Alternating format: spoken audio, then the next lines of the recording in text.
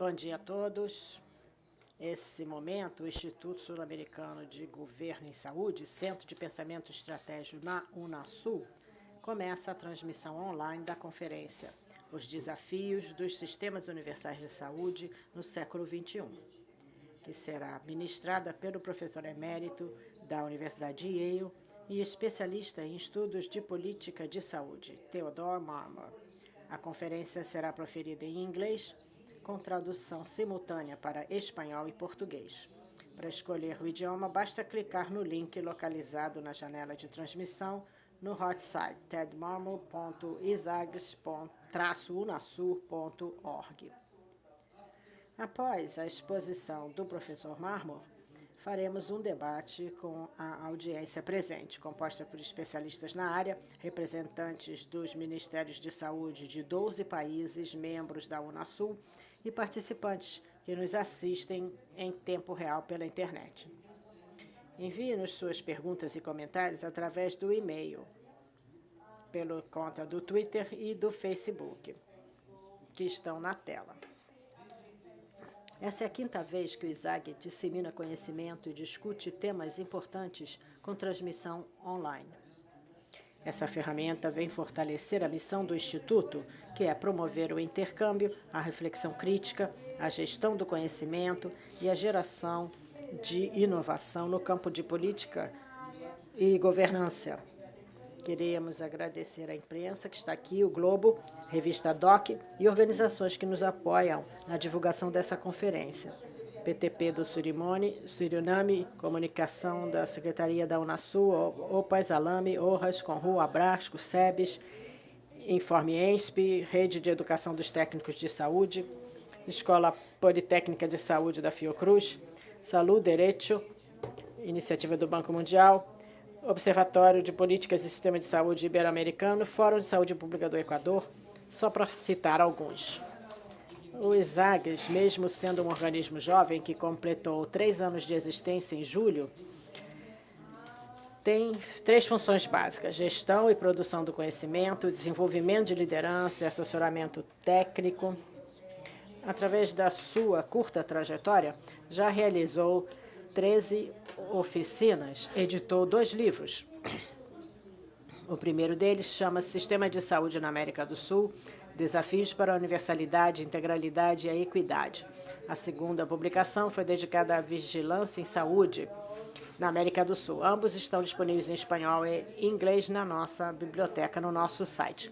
Depois, vamos ter um debate que será moderado pelos técnicos do ISAG, professor Carlos Oque. O professor Marmor é referência internacional nos estudos de política de saúde. Tem mais de 200 artigos e 13 livros publicados, entre eles The Politics of Medicare e Politics, Health and Health Care, escrito com a parceria de Rudolf Klein, além de diversos ensaios veiculados em grandes jornais como New York Times, Washington Post e Wall Street Journal. De 92 a 2003, foi diretor do programa de pós-doutorado em políticas de saúde da Fundação Robert Johnson, maior instituição filantrópica dos Estados Unidos dedicada aos serviços de cuidados de saúde. É PhD pela Universidade de Harvard e participa do blog Bill of Health, do Departamento de Direitos da Universidade. Depois da apresentação, teremos um debate com a participação da plateia, que será moderada pelo consultor Carlos Oque. Gostaria de convidar o professor da Universidade, Theodore Marmor, para a sua conferência.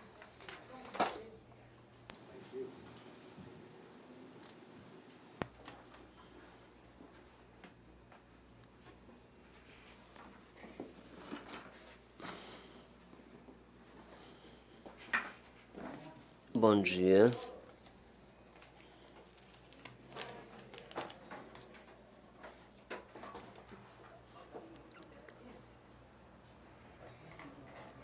Muito obrigado, Dr. Temporão, pela sua organização, para me convidarem para tão interessante reunião com pessoas de toda a América do Sul. É um prazer estar aqui. Não é um privilégio para vocês que eu fale em inglês, mas eu espero que a tradução funcione e que vocês me mantenham alerta sobre a velocidade do meu discurso e caso eu vá muito rápido, me avisem. Eu peço a você especificamente aqui na frente que faça isso por mim, por favor. A abordagem que eu quero adotar na participação e contribuição desta reunião seria tentar resumir o que eu imagino serem as lições mais importantes que eu aprendi em 40 anos de trabalho no setor de reformas de saúde, fazendo pesquisa nos Estados Unidos em duas áreas diferentes, norte e sul, entre os Estados Unidos e o Canadá desde os anos 70, e em segundo lugar, entre a América do Norte e a Europa do Leste. Então, eu não venho aqui como um especialista da América do Sul, isso deve ser deixado claro, eu não tenho este papel. Mas eu, de fato, tenho essas décadas de experiência na tentativa de entender o que tem acontecido nestes países, de maneira a descrever com acuidade e entender os fatos. E aí perguntar as perguntas que são tão interessantes a todos aqueles envolvidos com a criação de políticas. O que podemos aprender com o que eu aprendi que possa ser útil? Este é o pano de fundo para o material que apresentarei hoje. Eu farei minha apresentação em 4 partes. A primeira parte será um resumo daquilo que eu imagino serem maneiras sensatas de se pensar sobre políticas e pesquisas de políticas multinacionais no mundo da saúde e dos cuidados de saúde, que para mim são coisas diferentes, assim como a saúde pública. Uma maneira de se pensar sobre este tópico seria explicar por que num artigo onde eu escrevi recentemente eu falei sobre os paralelos e promessas das pesquisas ligadas a políticas nacionais. O segundo tópico que eu abordarei, que será sujeito dos meus comentários, seriam os comentários dos tão conhecidos modelos de reforma, especialmente aqueles de como universalizar a saúde. E eu falarei sobre modelos, não apenas sobre isso, mas também dentro de um sistema comum de financiamento, ao invés de um sistema separado, e as diferenças entre os benefícios comuns, administração comum e comparando com a administração dispersa. Eu sei que no Brasil essa é uma questão que traz preocupação entre os sistemas universais e um sistema que seja comum para todos na população, se é que eu entendi corretamente.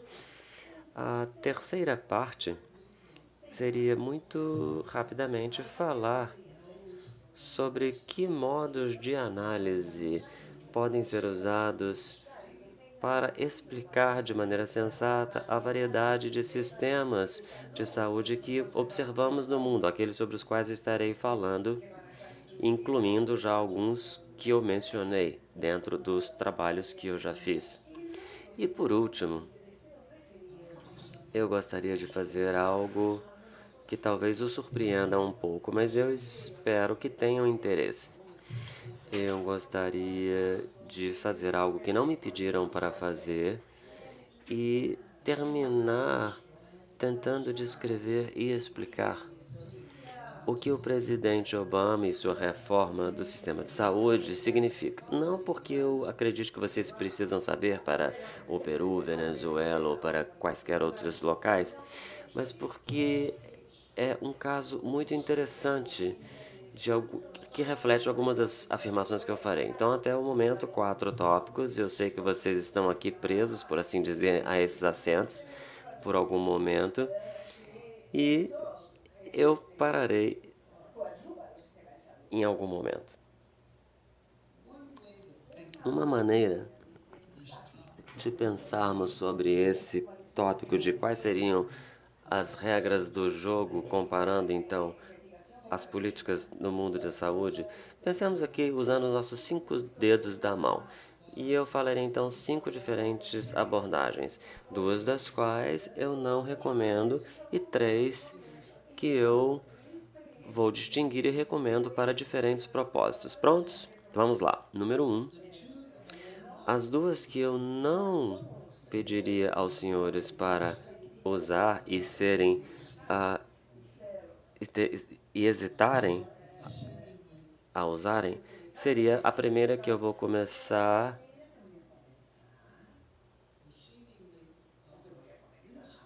com uma maneira que parece inocente, que diz o seguinte: eu percebo a experiência de outros países porque eu quero descobrir o melhor arranjo que existe no mundo.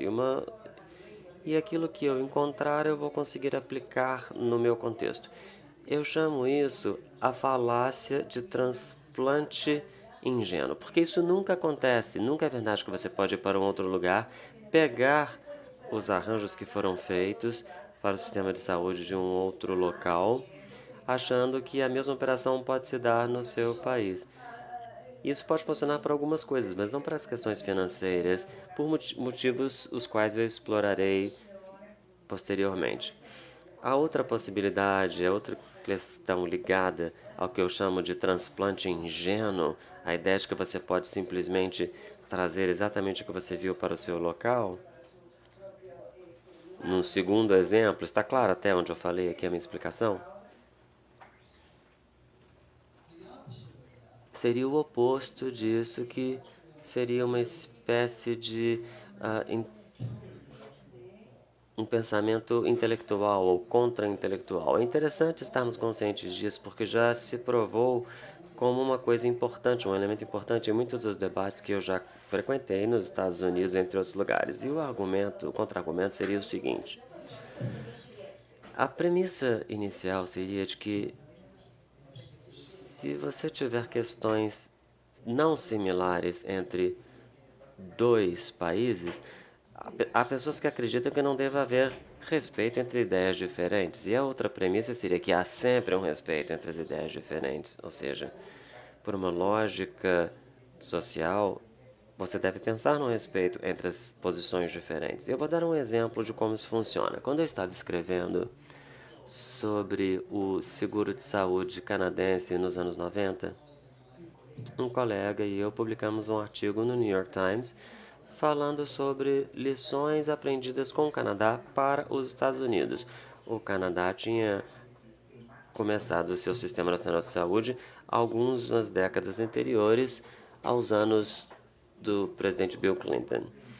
Então, isso foi escrito no New York Times, e algumas pessoas perguntaram como que eles poderiam ter chegado à conclusão de que haveria algo que deveríamos aprender com o Canadá para os Estados Unidos. Bem, por quê?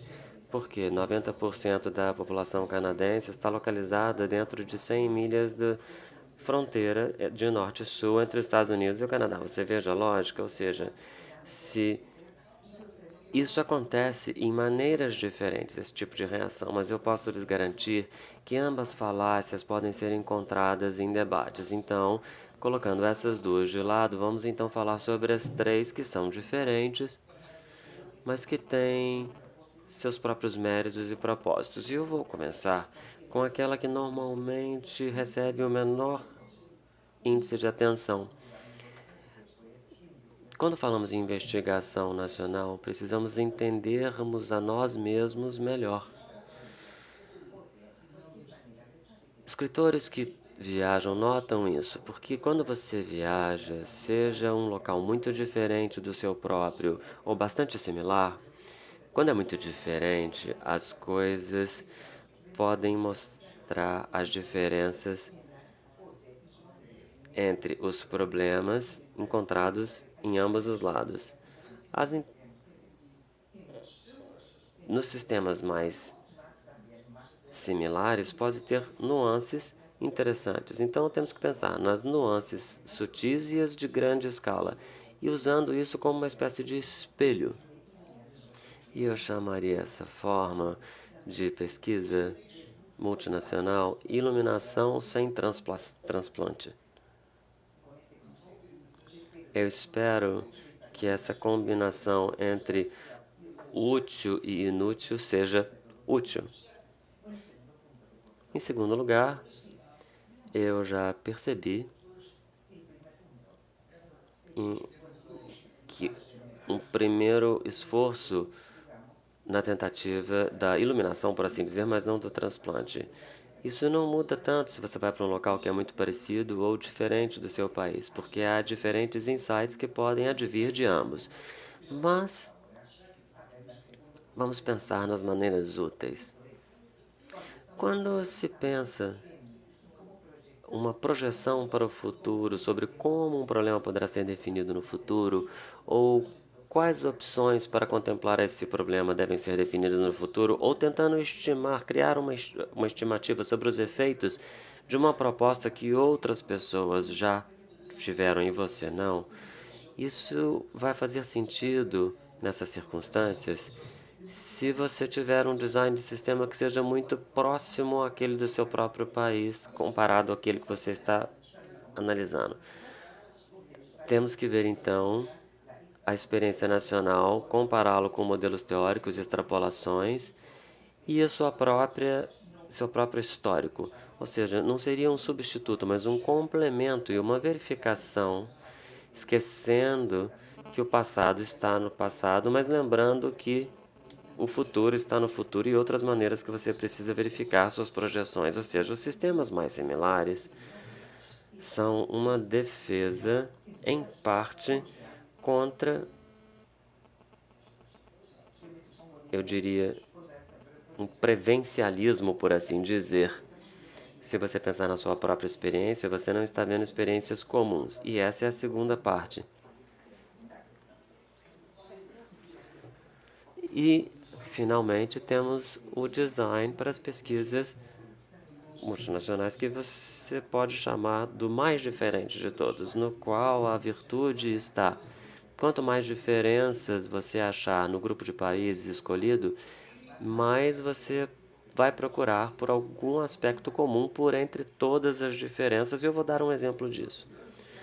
Onde você achar coisas comuns entre sistemas diferentes, o argumento seria que você achou algo muito importante que provavelmente afetará você, mesmo que exista uma capacidade de...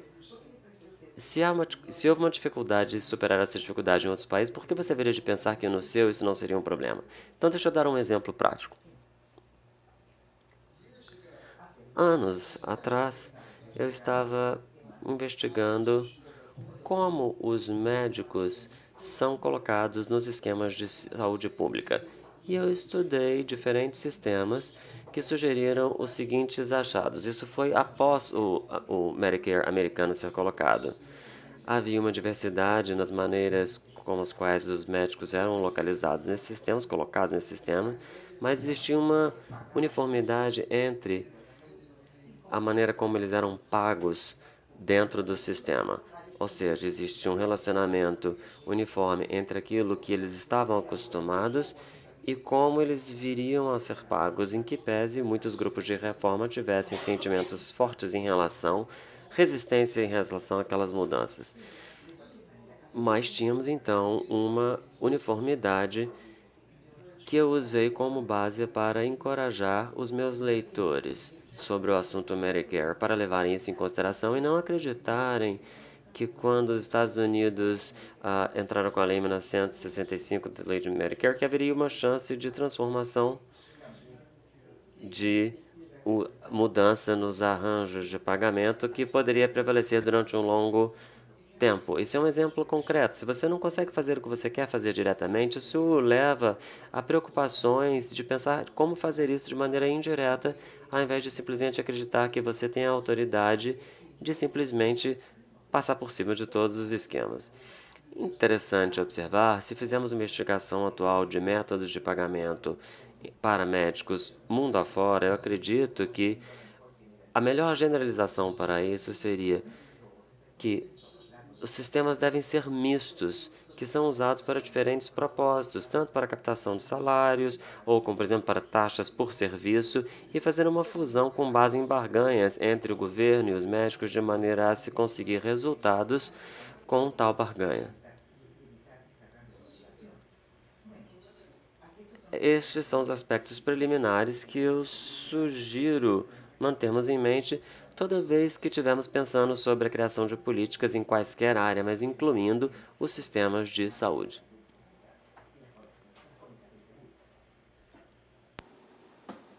And if you are doing that, E, ao fazê-lo, se você espalhar, por assim dizer, as suas asas intelectuais ou aumentar o seu escopo de investigação, tanto com sistemas similares assim como aqueles muito diferentes, eu adicionaria apenas que quaisquer programas de políticas em operação que sejam a fusão de outras coisas, eu argumentaria que deveria haver, então, pelo menos 3 elementos básicos. Seriam as ideias na sua sociedade no curso de sua ação em relação a uma reforma. O que está acontecendo no momento? O que se acredita que seja interessante no momento? Em segundo lugar, o interesse material e profissional daqueles que provêm o cuidado de saúde, dentro de qualquer programa de financiamento onde haja necessidade de uma barganha. Estes representarão restrições daquilo que é possível ser feito. E, em terceiro lugar, e o que eu menos conheço dentro deste contexto, seria a estrutura institucional na qual as decisões serão tomadas em relação ao que fazer em relação às questões financeiras e como haverá a barganha disso. E o motivo disso eu chamo de 3 Is: ideias, interesse e instituições. O motivo de eu trazer essas 3 dimensões seria que elas são as dimensões de similaridade ou não à medida que você faz a pesquisa entre países. E eu vou aplicar isso em algumas coisas que eu falarei em breve. Mas agora, eu gostaria, se eu puder, falar de maneira mais concreta e discutir em detalhes algumas experiências de alguns países que eu já observei em pesquisas anteriores. E eu imagino que devam esperar saber quais países concentramos. Eu vou mencionar que para mim já foi Estados Unidos, a América do Norte de um modo geral, incluindo o Canadá, e a Europa do Leste também, a Europa Ocidental. Então, a fonte da maior parte dos meus comentários a partir de agora emerge de 10 anos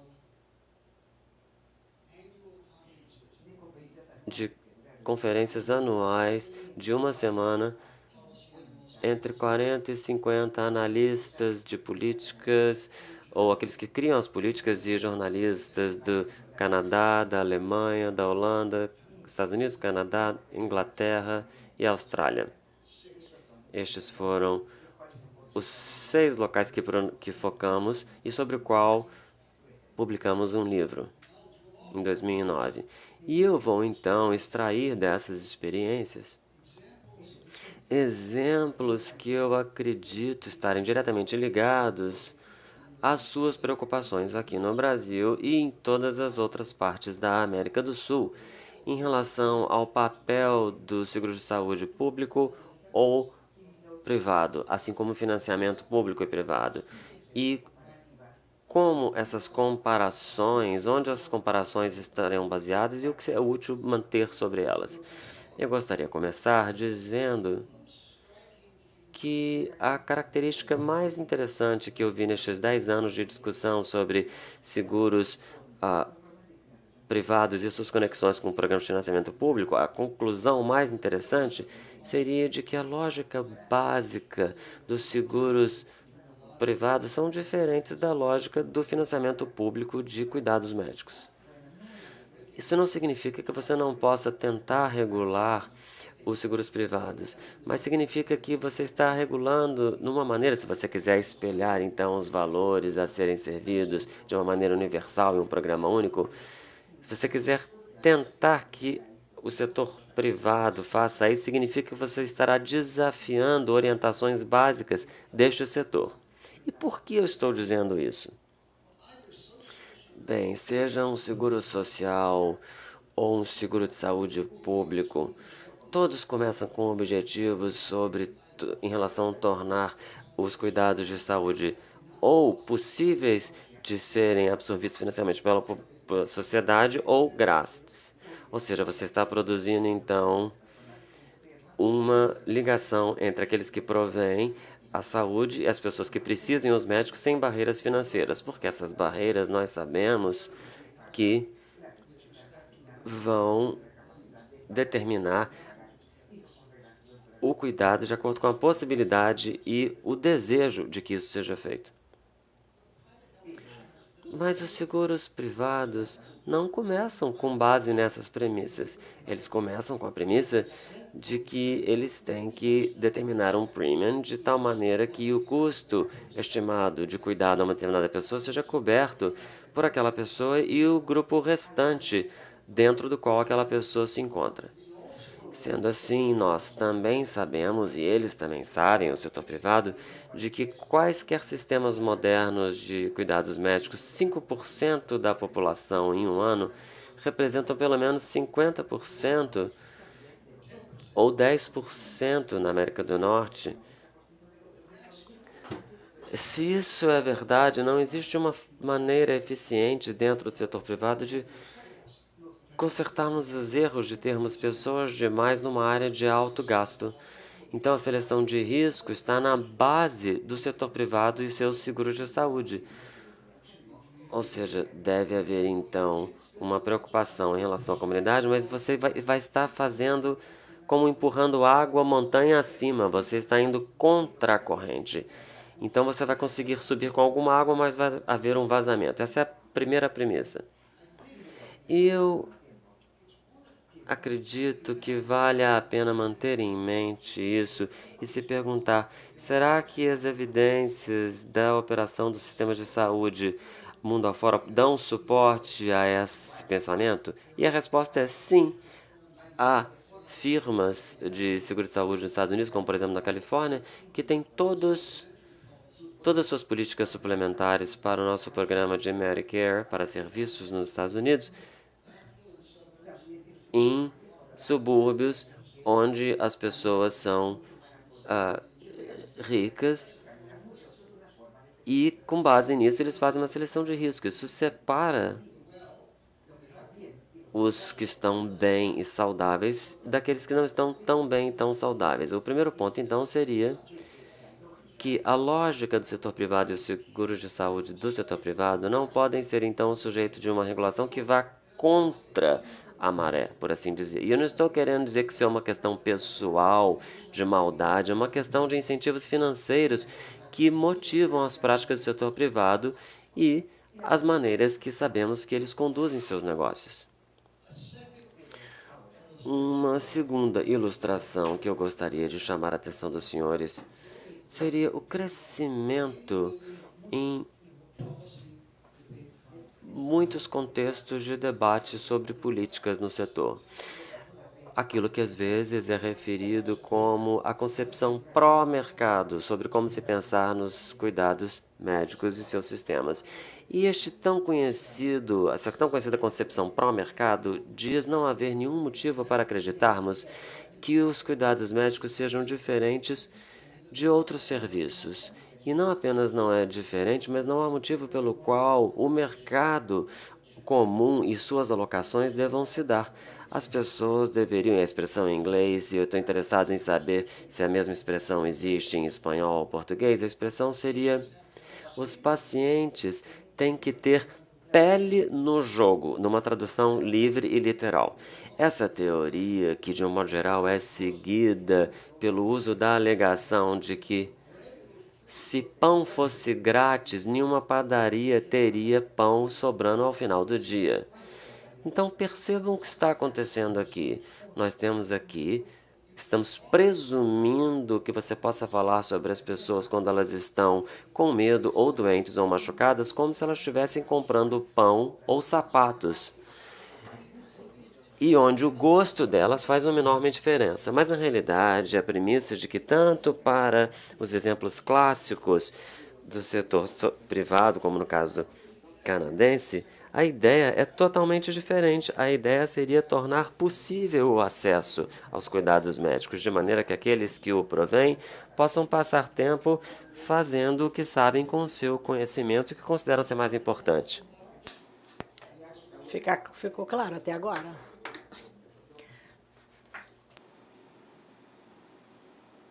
What I want to assert O que eu quero,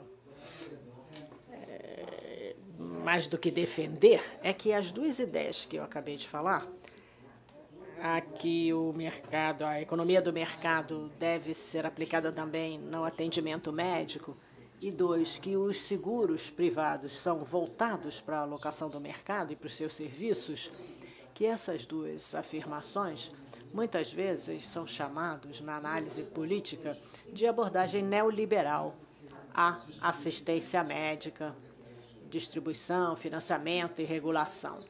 Isso me faz enfatizar um dos 3 Is que eu mencionei, que é uma pergunta importante de como é que as coisas vão se resolver em qualquer país, com qualquer política, é saber se essas ideias que eu chamei de neoliberais são dominantes ou se estão na defensiva. Se são dominantes, haverá um clash entre as concepções do seguro social,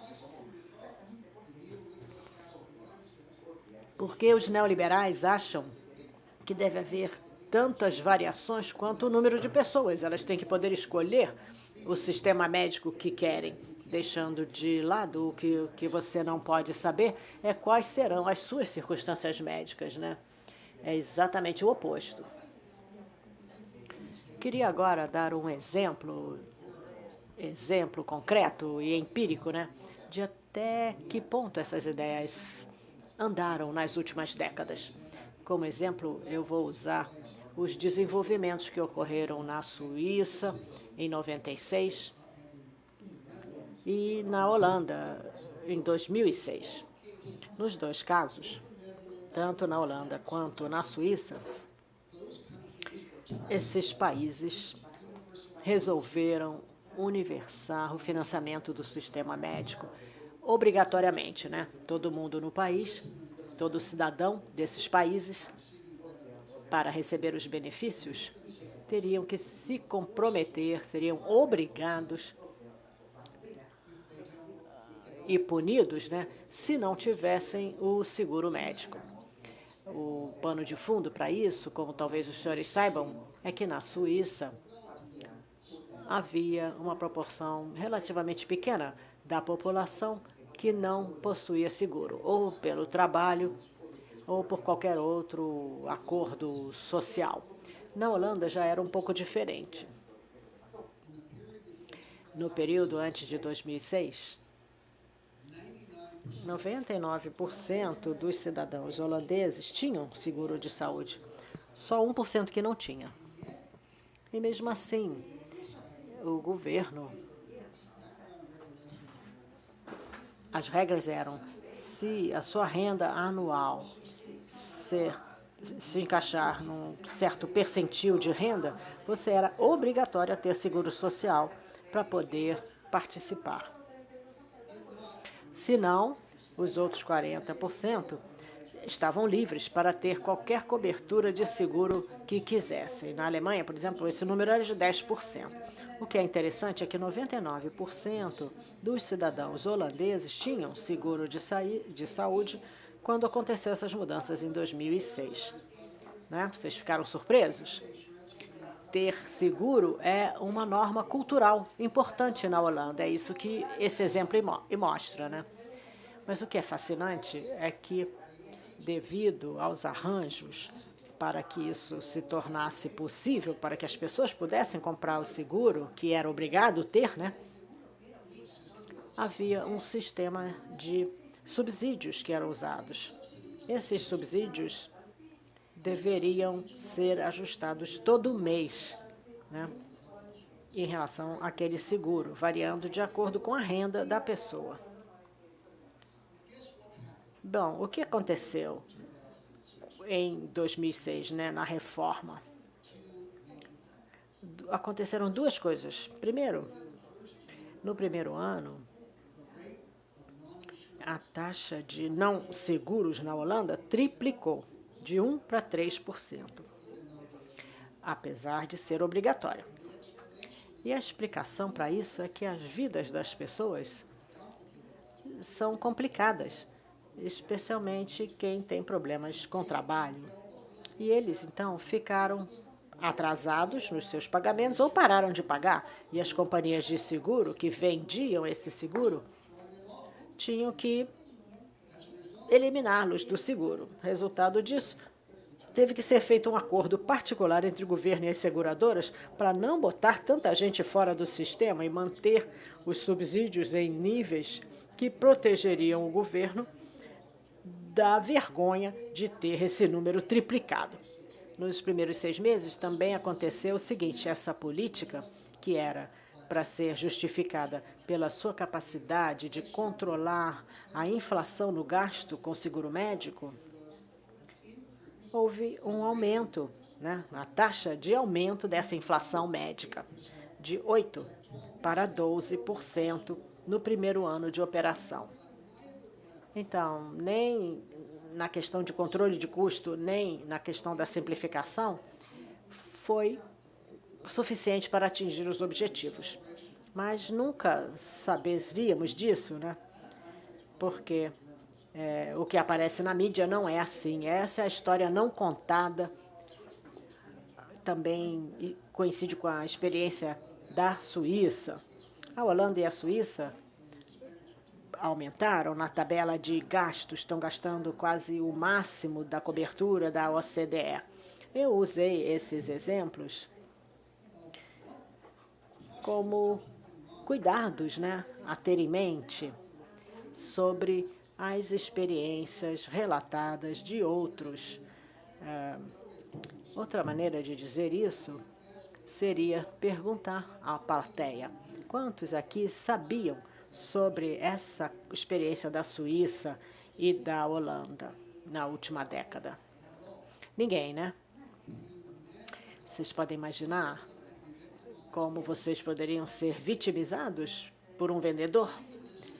Pensem como se fosse um médico, que vinha alguém tentar vacinar vocês contra a doença de reivindicações falsas. Eu acho que desse último ponto a gente pode aproveitar e enfatizar mais uma vez a importância da descrição correta das experiências de outros países, como sendo um pré-requisito para podermos tirar lições dessas experiências. Pode parecer a melhor coisa do mundo, mas não é fácil entender o funcionamento de nenhum sistema de saúde médica. Isso tem uma implicação, especialmente para vocês que fazem parte desse think tank, que é o seguinte: sempre que na agenda está a pesquisa, baseado na minha experiência, eu diria que a melhor forma é a colaboração entre os vários peritos para que discutam as mesmas perguntas e revejam perguntas ou respostas que não são comuns a partir de experiências de pessoas importantes, Em vez de tentar ver toda a pesquisa por um lado só, colaborar, fazer uma pesquisa colaborativa entre os especialistas para lidar com o que eu acho que é um problema tão sério, que é saber o que é verdade antes de se poder tirar lições disso. No final de 10 anos, o nosso grupo, a última sessão, a conclusão foi: nós ficamos surpresíssimos com o quanto ficamos espantados com a experiência de outros países, como nós aprendemos com a experiência de outros países, coisa que não teria acontecido se não fizéssemos essa pesquisa colaborativa.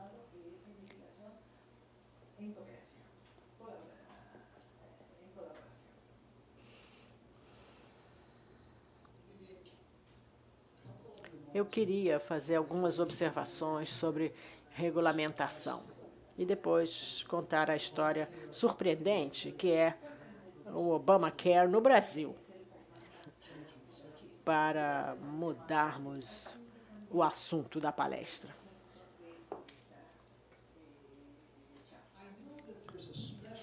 Eu sei que há um interesse especial aqui, nesse momento, no sentido de melhorar a capacidade da intervenção reguladora dentro do setor de saúde, especialmente em relação aos seguros privados. E o que eu queria observar são duas concepções diferentes do que a gente fala quando fala de regulação. Um modo de pensar nessa regulamentação identifica ela com uma organização separada, devotada à autoridade reguladora, onde há uma independência entre os programas que financiam o atendimento médico e aqueles que investigam se os médicos, os hospitais e os seguros estão cumprindo o combinado. Uma autoridade separada e a regulamentação do setor, separados do financiamento, da parte financeira. A distinção que eu quero fazer é entre isso, por um lado, e as regras e regulamentos que as companhias que financiam a saúde não são a mesma coisa. A autoridade reguladora talvez apoie pela capacidade financeira, né, de acompanhamento, de tal maneira que uma autoridade externa reguladora não esteja tão bem equipada necessariamente de usar esses caracteres financeiros. Eu queria falar de por que eu acredito que, se conhecermos melhor a experiência de reforma do presidente Obama, pode ter importância para quando vocês pensam no desenho das políticas de intervenção ou até no estudo, né, das intervenções entre vários países, como é o caso aqui desse workshop. Eu posso começar dizendo que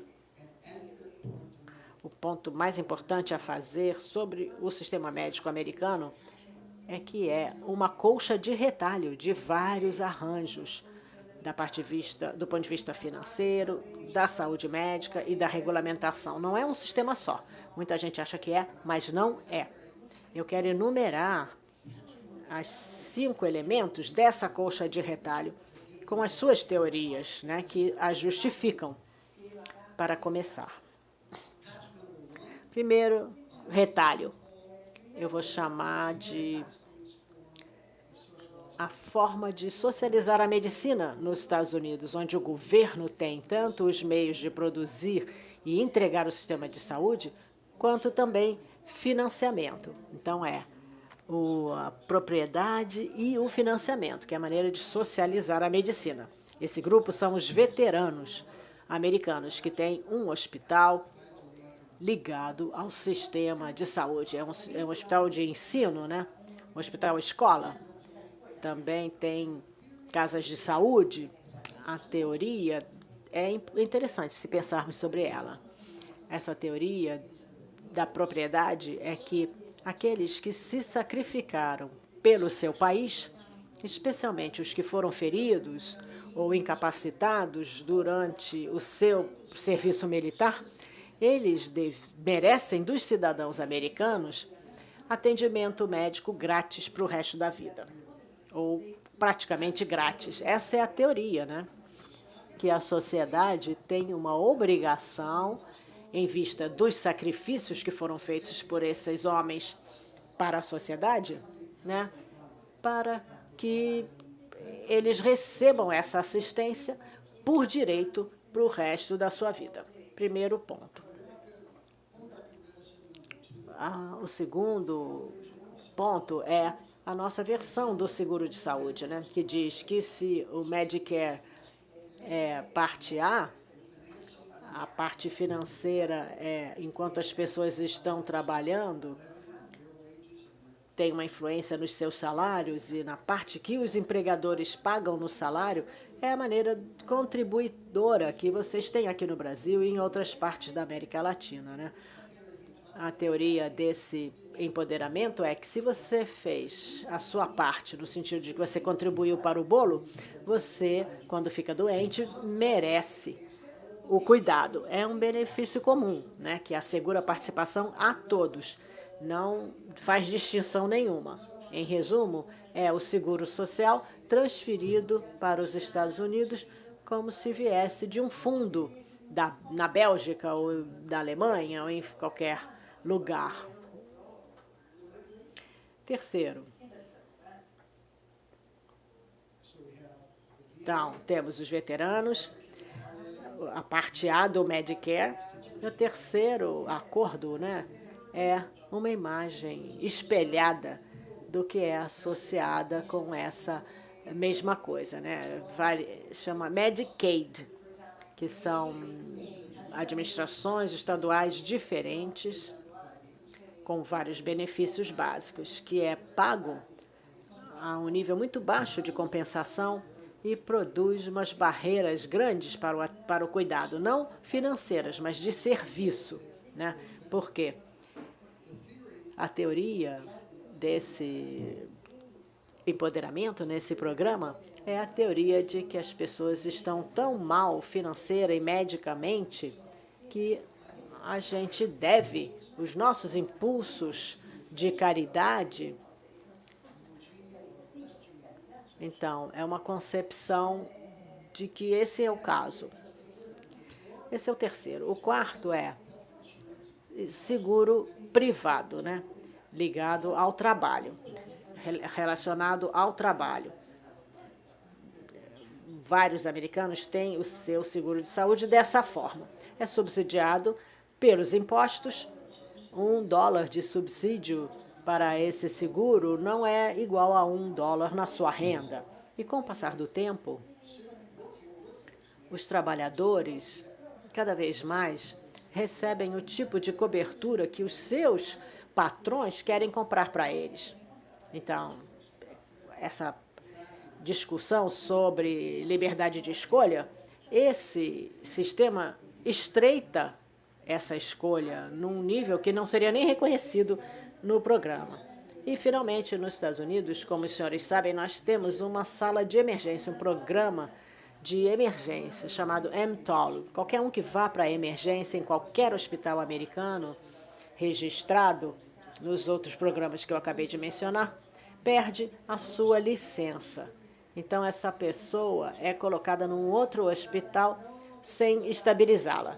Então, qual é a teoria aí? A teoria é, se você é a vítima de um acidente e a sua vida está em risco, nós, cidadãos, devemos a você acesso à emergência, independente do seu acordo financeiro e de seguro. Todo mundo está acompanhando essa colcha de retalhos que eu falei? Bom, o que o presidente Obama decidiu fazer estrategicamente em 2008 e 2009? Ele decidiu 3 coisas. Primeiro, decidiu que a compensação do Congresso, quando ele estava candidato e depois, como ele achou que seria a composição do Congresso, quando ele assumiu, ele acreditou, baseado na experiência do Clinton, ele acreditou que o Congresso, se tivesse o poder, nunca aumentaria o programa Medicare para todo mundo ou para a maioria, né? Ao contrário, ou até diminuir a idade de 65 para 55 ou 50 anos.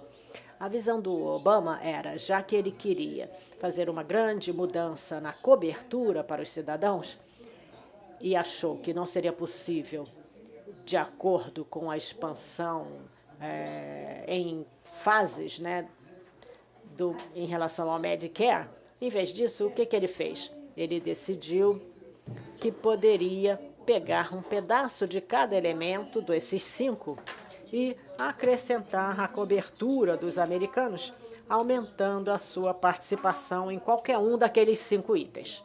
Vocês devem saber que ele enfrentava uma situação onde, a qualquer momento, 50 milhões de americanos dos 320 milhões ficariam sem seguro.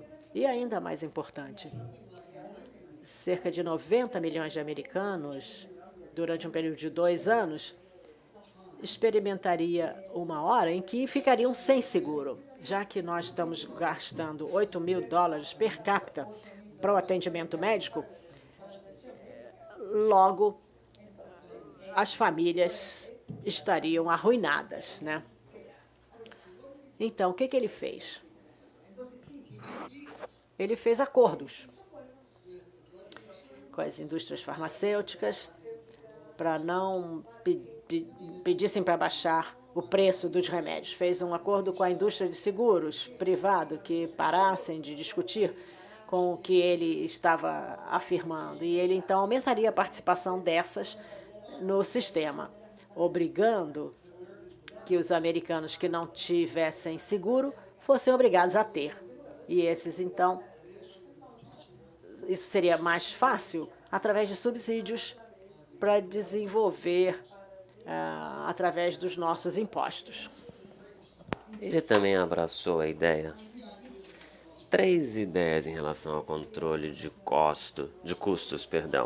Ele falou sobre isso, mas não de uma maneira muito convincente. A primeira seria tornar a prevenção algo mais atraente para os seguros, atraindo reduções. E a inflação não ia ser aumentada com isso devido a menos questões a serem menos procedimentos.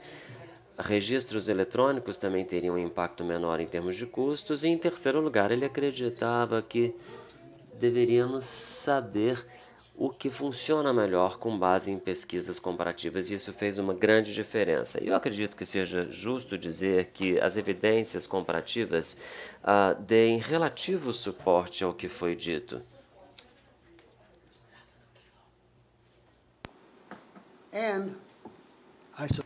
E eu acredito que seja justo dizer que o presidente Obama conseguiu aquilo que pediu tanto quanto ele poderia sonhar, digamos. Mas eu gostaria de dizer o seguinte, que o que ele fez foi abrir mão de algumas preferências, como a maneira que ele gostaria de fazer isso, e, em lugar disso, ele aceitou o modelo dos seus oponentes.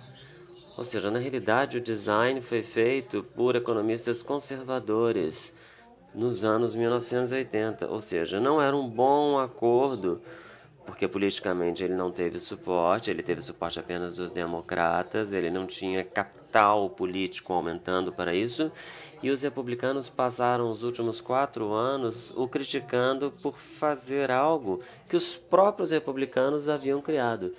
Eu não sei o quão útil foi revisar esses fatos, mas eu espero que tenha sido interessante mostrar aos senhores o poder das ideias, e neste caso, do lado dos conservadores, para pensarmos nas possibilidades do plano Obama. E eu espero que possam ver exemplos de como se importar ideias em relação ao controle de custos, que acabou não sendo o caso. E eu espero que, a despeito de eu não ser um especialista sobre o Brasil e o resto da América Latina, mas a falar a respeito da minha experiência, eu espero que tenha sido útil. Muito obrigado.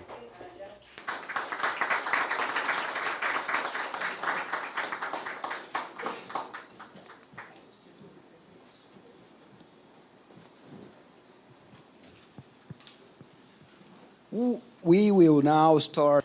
Começaremos agora o debate recebendo perguntas dos participantes do workshop e daqueles que nos assistem pela internet. Os senhores podem mandar seus comentários e perguntas para o nosso endereço de e-mail, para a nossa conta no Twitter e para a nossa página do Facebook, que estão na tela.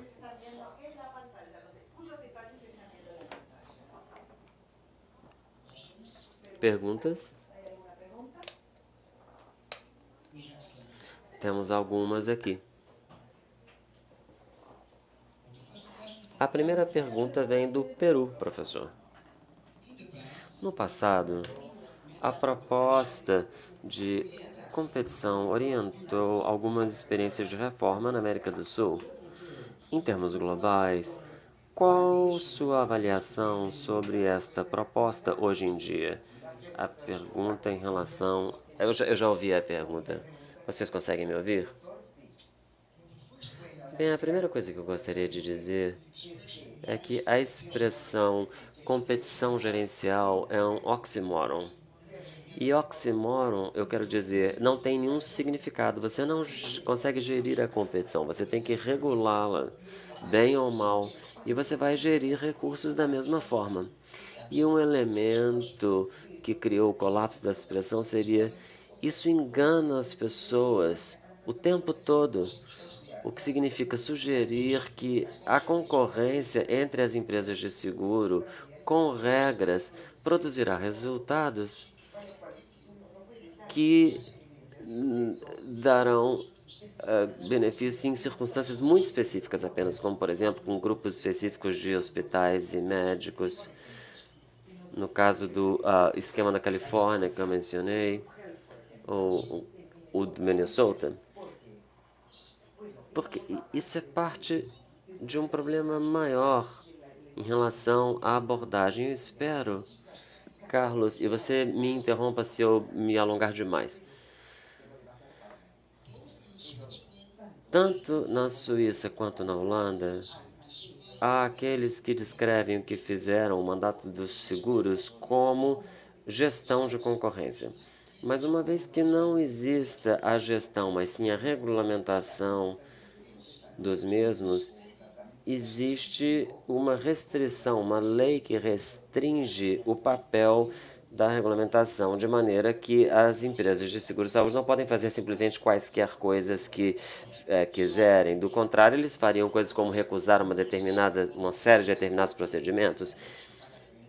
Então, nós não conseguimos um impacto tão positivo assim. Mas, no entanto, a experiência de inflação, por assim dizer, tanto na Holanda quanto na Suíça em relação aos custos, dão algum suporte à reclamação de que a redução nos gastos, seguido pela concorrência regulada, eu não acho que se ache comprovação disso. Então, a generalização do meu conceito seria de que a linguagem em si engana as pessoas. Deixe-me dar mais um exemplo mais convincente. Percebendo a questão que eu vou comentar, que eu digo, por exemplo, a minha empresa em Nova York é uma empresa de gestão de cuidado e que o meu segurador provém serviços. Percebam, então, que ao falar dessa maneira, eu estou definindo um rótulo para a minha empresa, a minha seguradora, de tal maneira que eu estou defendendo essa ideia, que é o que se chama de definição persuasiva. E isso é uma definição que, assim que você sabe qual seria a definição vai tentar persuadir o outro em ver algo positivo nisso. Bem, imagine então palavras como gestão de cuidado, sistemas integrados, e à direita um outro grupo de palavras com exemplos, por exemplo, do oposto dessas palavras.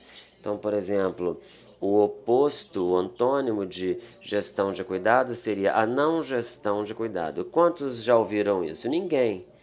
Ninguém vai comemorar essa questão, mas isso faz com que nós possamos entender que a expressão gestão de cuidado seja positiva. E como é que eu sei isso? Porque eu acabei de dizer um círculo. A mesma coisa com sistemas integrados de serviço. Será que o Peru está a favor de uma coisa que seja desintegrada? Obviamente que não. E observem um outro truque, e eu estou tentando aqui fazer o papel de um clínico geral. Observem o que acontece quando eu mudar a descrição dessa empresa como uma empresa envolvida no sistema de saúde nacional. Essa é a área de confronto, ou seja, a gestão do cuidado médico. Observem que eu não disse nada que sugira que seja bem ou mal gerido. Igualmente, quando eu digo que estou interessado em cuidado coordenado e que a minha empresa é uma empresa de coordenação, Eu disse a você como que isso será coordenado? Não. Então, parte da questão é a linguagem do marketing, onde você tenta idealizar a gestão do business das últimas décadas, que é parte da difusão das novas ideias neoliberais que eu mencionei, que é espalhado através da linguística. Muito obrigado, professor Trevor. Por favor, aqueles que desejem fazer perguntas, por favor, entreguem a Renata. Aqueles que estão sentados no auditório, enviem para a Renata as suas perguntas. Mais 3 perguntas, professor. Nós recebemos perguntas da Bolívia, do Chile, do Brasil, professor Marmer. E a primeira vem do professor Noronha. Mais 3 perguntas? Sim, se o senhor não se incomodar. Bem, professor Noronha, da Alames, Brasil, está perguntando: será que o Obamacare vai sobreviver à nova composição do Congresso americano? Qual a sua opinião? A segunda pergunta do professor Machado, da Escola Nacional de Saúde Pública, aqui no Brasil, perguntando ao senhor, com base em sua experiência, quais são as mais exitosas estratégias para envolver médicos, atraindo-os para dar apoio a um sistema público universal? E a última pergunta vem da Bolívia. Por que a experiência canadense o inspirou na sua abordagem? Os analistas americanos não criticam esse exemplo e admiram o exemplo inglês, tentando comparar o caso inglês com o caso canadense?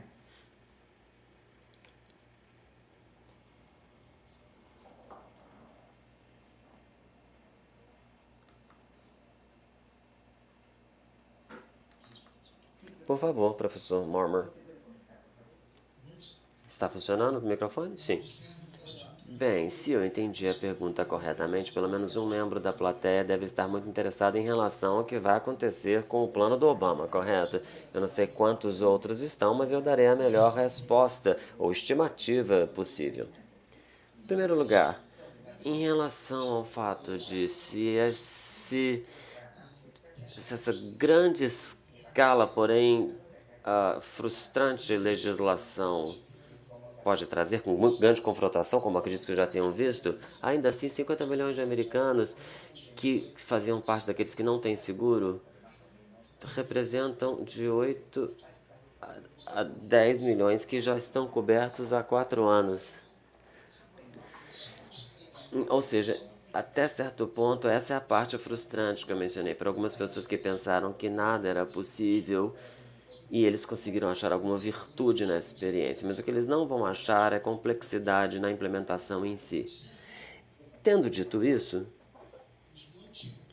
não há a menor chance de que a legislação como um todo será apagada. E o motivo é que isso é institucional, dentro daqueles 3 is que eu mencionei. Por causa do sistema de veto que os Estados Unidos e o seu governo federal têm, o presidente pode interromper uma lei e, de maneira a se passar por cima do veto dele, você precisa de 2/3 do Congresso para que isso seja feito. E isso é uma barreira muito alta, mesmo com a representação democrática diminuída no Congresso.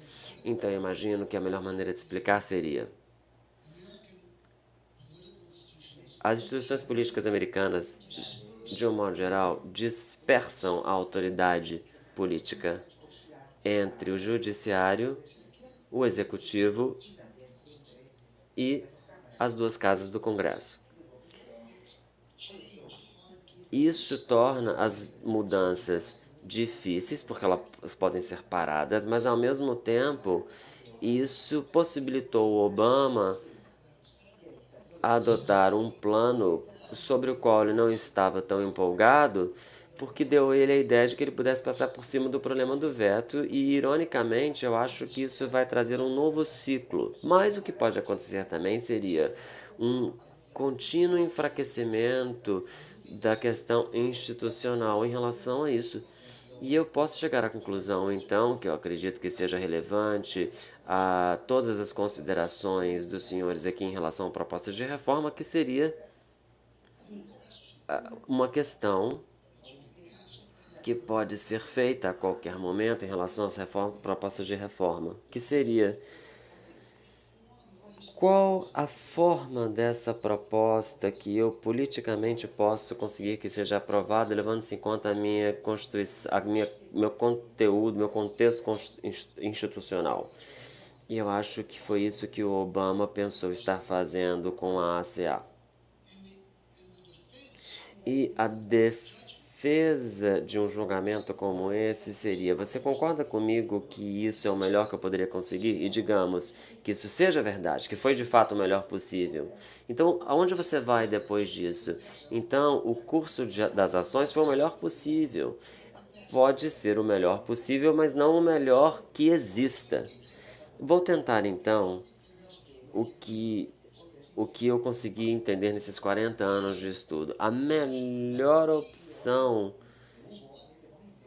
é aquela opção que possa levar 3, 5 ou 10 anos no futuro numa trajetória de uma opção que possa não ser a ideal, mas a melhor possível, o que vai depender também em base nas suas projeções para o futuro ou como um ponto de partida no momento de sua aprovação. E devido ao fato disso ser como uma colcha de retalho, isso é muito difícil de administrar e deixa muitos problemas, como sabemos. E então, por exemplo, um contraste em relação a isso, a questão social deverá... Se o presidente me perguntasse a minha opinião, eu diria: bem, você deve expandir e mudar o programa e mudar o tratamento tributário. Eu espero que isso tenha respondido a sua pergunta. To answer the Obamacare question. Vamos agora a outra pergunta, já que eu já respondi sobre o Obamacare. O senhor...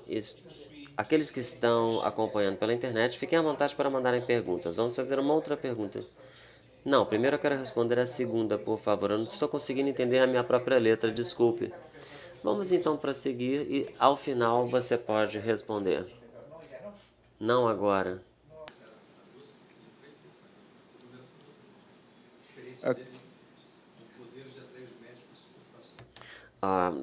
Ele está falando fora do microfone e não temos como traduzir. Na sua opinião, como poderíamos atrair os médicos a darem apoio aos sistemas de saúde pública em geral? Não é uma resposta fácil de se responder, mas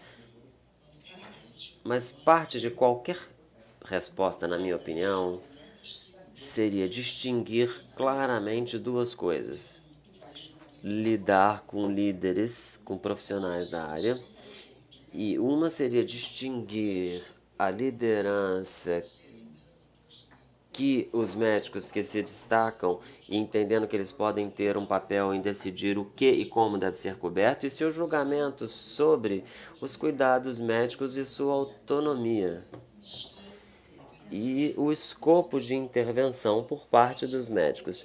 Mas isso seria o que fazer, e não o quanto se paga por aquilo que é feito. Então, a linha clara que eu desenharia entre aquilo que eu considero como sendo de interesse aos líderes médicos em relação à sua autonomia profissional, em relação ao treinamento, educação, decisões, o que funciona na prática. E esse grupo de preocupações significa muito para esses médicos. E isso não é totalmente independente, mas separável de outras questões materiais. Mas eu acho que a questão do perigo de se ouvir demais a economia médica, por assim dizer, pessoas que estudaram marketing e economia, seria a crença de que a coisa mais importante para os profissionais seria sua renda, ao invés de uma troca entre autonomia e renda. E eu acredito que possamos ver isso funcionando nas últimas 4 décadas no contexto canadense. Muito bem, por sinal. Cada província canadense tem 2 organizações médicas. Uma é chamada a Faculdade de Medicina, ou algo assim, e o outro seria a Organização dos Médicos. A última faz as barganhas, as negociações em relação ao que se paga, as questões financeiras com o governo. E a faculdade está lá para trabalhar com o governo, estabelecendo regras para o ensino. Eu acho que podemos aprender muito prestando atenção a este modelo. E, finalmente, eu diria que acredito que a complexidade de se conviver com essa mistura de público e privado, e particularmente esse vai e vem, provará ser algo extraordinariamente complexo para as pessoas ao longo do tempo, principalmente no que está ligado aos custos com o aumento da população. Quando temos sistemas paralelos separados, então temos muitas regras para mantê-los separados. Se você tiver sistemas onde as pessoas ficam indo e vindo, você tem que se preocupar com coisas como, por exemplo, atrasos por parte do lado público, de maneira a gerar menos atrasos e um problema financeiro, ou seja, não há saída nessa mistura de público e privado sem uma complexidade que cria custo e problemas para as pessoas financeiramente e também na complexidade. Outra pergunta, professor Marmer, Nilda, do Equador. Professor Marmer, qual seria o papel das taxas reguladas no Medicare em relação aos provedores de saúde? O senhor pode repetir, por favor? Quais as taxas? Olha, este é um exemplo de um tipo de regulamentação que é diferente das autoridades regulatórias. Ou seja, as regras deste jogo incluem a barganha entre os que pagam e os profissionais. Eu diria que a lição mais crucial de se aprender em relação a essas disputas seria de que a renda dos médicos e a renda de outros provedores de serviços de saúde, vamos começar então com os médicos, para dar um exemplo, seria o número de atividades com as quais eles se engajam. Ou seja, quaisquer discussões sobre escalas e taxas seria uma discussão, na realidade, sobre que renda os médicos terão no período subsequente. E não existe. Talvez eu possa fazer a analogia em relação à minha própria experiência lidando com os reitores das universidades que eu trabalho. Eu nunca conheci nenhum que me pagasse aquilo que eu considerasse justo, que eu mereço. Mas eu nunca conheci um reitor que me disse o que fazer também. Ou seja, na minha vida profissional, eu tenho uma experiência de troca entre a autonomia financeira e a autonomia profissional. Eu também acredito de que, eu não sei se isso seria um perigo nas discussões aqui, mas eu gostaria até de descobrir. Mas uma das ilusões nos Estados Unidos é de que você pode fazer essa discussão sobre o que é pago, uma coisa técnica ou semi-automática, descobrindo algum fator que ajuste automaticamente os valores. E simplesmente isso não é plausível com base na realidade da vida dos médicos americanos na modernidade. Houve muitas mudanças nas fontes, especialmente os recursos de tempo, para determinadas atividades, seja elas ligadas a inovações ou diagnósticos, e isso já foi testado entre aqueles que recebem e os que conseguem prover o serviço. E é importante sermos francos em relação a isso, da mesma maneira que eu fui franco em relação a dizer que eu nunca recebi aquilo que imagino merecer. Isso é a maneira que eu responderia essa pergunta. Eu peço perdão por não ler todas as perguntas que recebemos. Recebemos várias perguntas do Peru, da Argentina, do Brasil, Equador, Paraguai. Então, vamos receber 2 perguntas a mais, professor Marmer. A primeira vem da Argentina, do senhor Mariano Fernandes. quais são as políticas mais eficientes para evitar o aumento de preço dos seguros privados? Quais as melhores políticas para evitar os altos preços nas dinâmicas dos mercados de seguro privado? E a segunda pergunta, em outra direção, do professor Siliansky, do Brasil.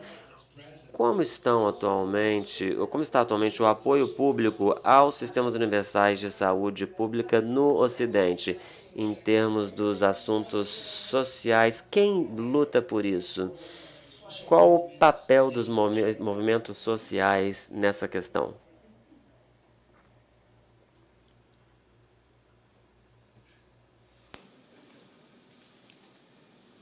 As I understand. Bem, da maneira que eu entendi a primeira pergunta, que me parece bastante direta, ou seja, o que os governos podem fazer para afetar os preços no setor privado, na questão do seguro de saúde, uma maneira de responder seria engajarmos nas regulamentações que são usadas com as autoridades públicas para definir restrições em relação ao comportamento de precificação. Isso pode ser feito não com mágica, tem que se usar o poder, a autoridade para determinar regras que são diretamente ligadas a se evitar esses excessos com base em consenso político, ou seja, não há mágica. E isso é uma das coisas mais importantes de se dizer, ou seja, que não há uma solução mágica. Eu imagino que se me pedirem para dar um exemplo de onde isso tem acontecido no sistema público de saúde, com o qual eu esteja familiarizado, eu diria que entre 1970 até 1995, no estado de Maryland, nos Estados Unidos, fizemos uma revisão com uma comissão que produziu reduções nos aumentos de custos hospitalares per capita, que foi realmente incrível, apesar de controverso. Eu acho que também é justo dizer que, até o momento, os seguradores privados estão preocupados com o preço dos seus premiums. Ou seja, que não são taxas especificamente, mas que são questões financeiras. E outra direção que eles podem tomar seria aumentar aquilo que é pago pelas pessoas que estão dentro no seu sistema, que vai diluir a cobertura, mas que mantém os preços aparentemente sob controle. Mas os efeitos de respingo, por assim dizer, seria uma outra maneira de negar certos acessos e redistribuir renda. Ou seja, nada além de redução de premium, que teria uma consequência perigosa, que seria o respingo, os efeitos em outras partes, digamos assim. E eu gostaria de falar mais alguma coisa sobre o Canadá, porque eu sei que tem pessoas interessadas no Canadá aqui. Mas eu vou deixar isso para quando estivermos próximos ao final deste formato não comum da nossa reunião, quando eu respondo pessoas que eu não posso ver. Bem, agora eu estou vendo a câmera ali, eu posso olhar para a câmera e falar: oi, tudo bem? Saudações do Rio.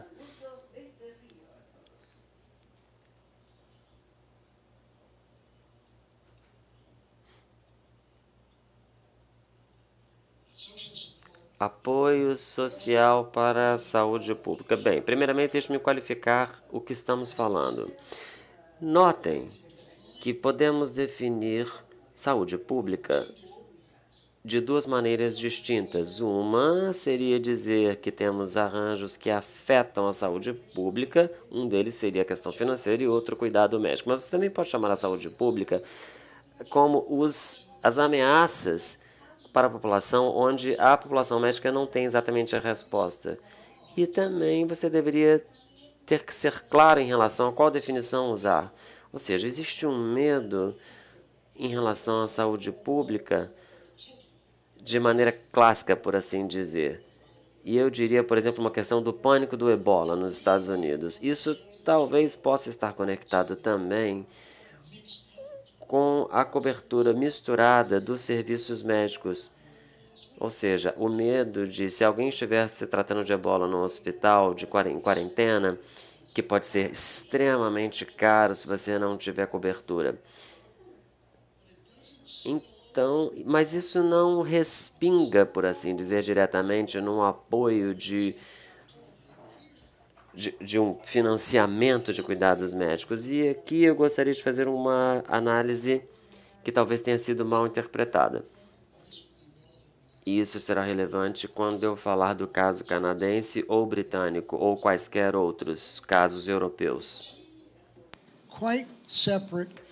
Bem, há duas justificações separadas para o financiamento amplo de cuidados médicos que seja universal. O primeiro deles seria a crença de que o acesso aos cuidados médicos e ele em si seriam para as pessoas que estão com medo, machucadas, doentes ou preocupadas em relação a isso. Na realidade, o acesso para eles é melhor entendido como um bem, não como uma questão de mercado. Isso é uma crença chave, cerne. É o argumento cerne que está por trás da cobertura universal holandesa. É a crença central do programa do Canadá para médicos, hospitais e seguros. E a maneira de se expressar este princípio seria dizer que isso deve ser distribuído de acordo com a habilidade de se beneficiar as pessoas e a seriedade do problema enfrentado por elas. Uma outra maneira de se distribuir isso ou se alocar, isso seria na base de o quanto as pessoas estão dispostas a pagar ou estão estáveis. Agora, percebam como essa distinção ajuda a explicar por que o sistema do Canadá é o programa mais popular, o atual é o mais popular. Qualquer pessoa que tente mudar isso terá problemas políticos. Em qualquer província, terá grande dificuldade em fazê-lo. Agora, eu trouxe isso à tona para distinguir isso do caso da saúde pública clássica, que é o problema de você ter consequências externas de não se estar participando do comportamento em questão, ou seja, são questões ligadas à conduta. Mas eu estou tentando evitar o colapso dos dois programas. E eu diria que, contrário àquilo que muitas pessoas acreditam, existe algo em relação à ordem de... algo em torno de 2/3 de americanos expressam apoio aos 5 princípios do sistema do Canadá. Você não pergunta a eles dizendo que é do Canadá. Você descreve as características, os princípios canadenses, e 2/3 dos americanos acreditam e os apoiam. E 3/4 dos canadenses também. Então, quando você faz uma pesquisa neutra, ao invés de expô-los de outra maneira, você tem resultados que mostram que não todos os americanos, mas muitos americanos que vivem no Texas, por exemplo, nos seus ranchos, não são a favor disso. Ou seja, é uma corrente liberal diferente ao largo da sociedade. Mas, de um modo geral, quase todos são tão passionais quanto os canadenses em relação a isso, assim como os ingleses. E nós não temos essa experiência, mas é uma boa análise. Estamos recebendo muitas perguntas em relação ao relacionamento entre o setor público e privado, especialmente perguntas que vêm da internet. Eu vou fazer algumas dessas perguntas. Na realidade, eu vou escolher 2. A primeira, professor, seria: há experiências exitosas pelo setor privado no sistema de saúde onde os princípios de igualdade, solidariedade e universalidade não foram afetados? Como há experiências nas quais estes fatores não foram afetados? Sim. Ou não foram, pelo menos, transformados. Eu acho que seria uma declaração justa de ser feita. Ambos,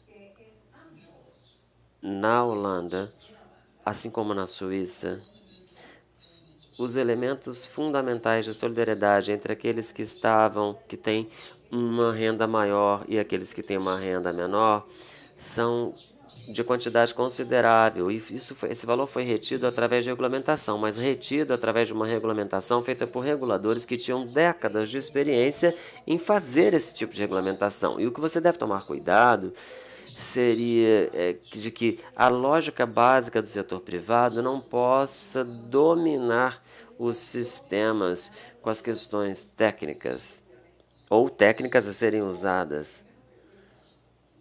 Eu acredito que no caso do contexto canadense isso é verdade, e acho que você pode, com reguladores experientes e consensos em relação ao valor de solidariedade e da proteção contra as questões financeiras dos mais fracos, torna possível, porém difícil esse processo. Mas aquilo que mais me preocupa seria me certificar de que todos saibam de que isso é difícil, porém não impossível. Seguindo essa linha de pensamento, que já se demonstrou como o mais exitoso projeto na Europa e no Canadá, no sentido de se limitar ou minimizar os efeitos de desigualdade criados pelo setor privado no setor de saúde.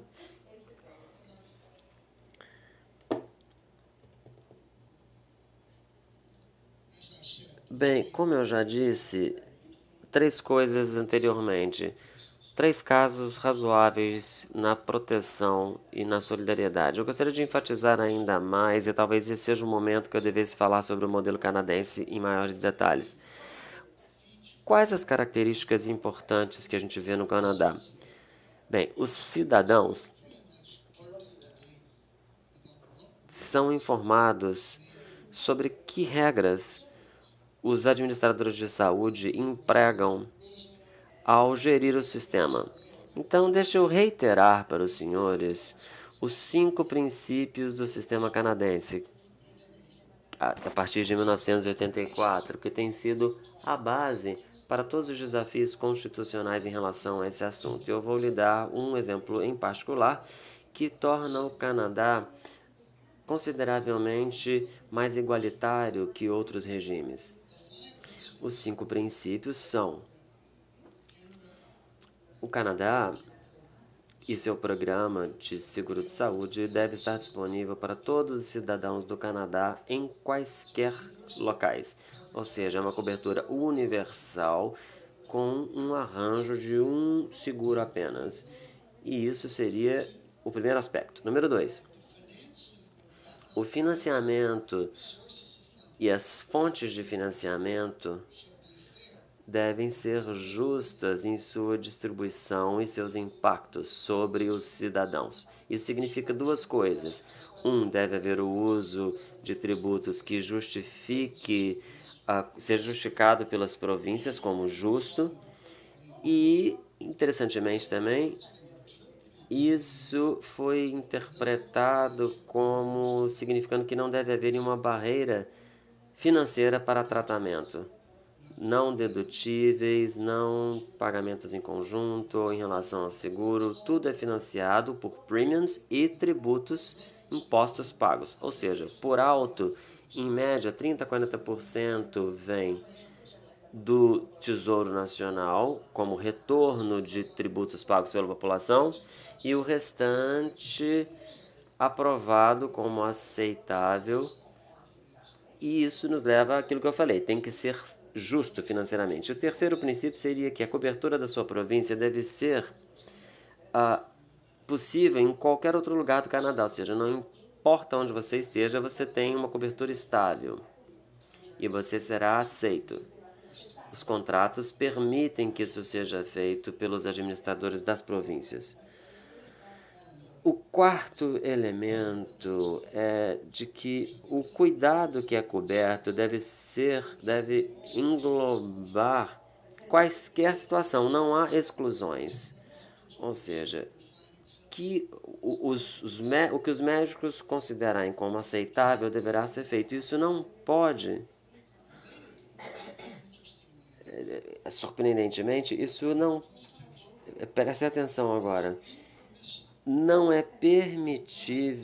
se pode permitir que através do seguro privado, você tem uma cobertura adicional ao público. E isso expressa um compromisso extraordinário com o bem-estar, prevenindo o pedido de que algo mais seja necessário, ou dando a possibilidade de você furar a fila, digamos assim. Ou seja, a base de julgamento não deve ser o tamanho da sua carteira. E o motivo de eu querer enfatizar isso é que os canadenses não eram, nos anos 50 e 60, igualitários radicais, quando isso primeiramente foi feito. Essa concepção foi vendida, por assim dizer, foi apresentada de maneira persuasiva por líderes políticos que construíram uma constituinte para isso.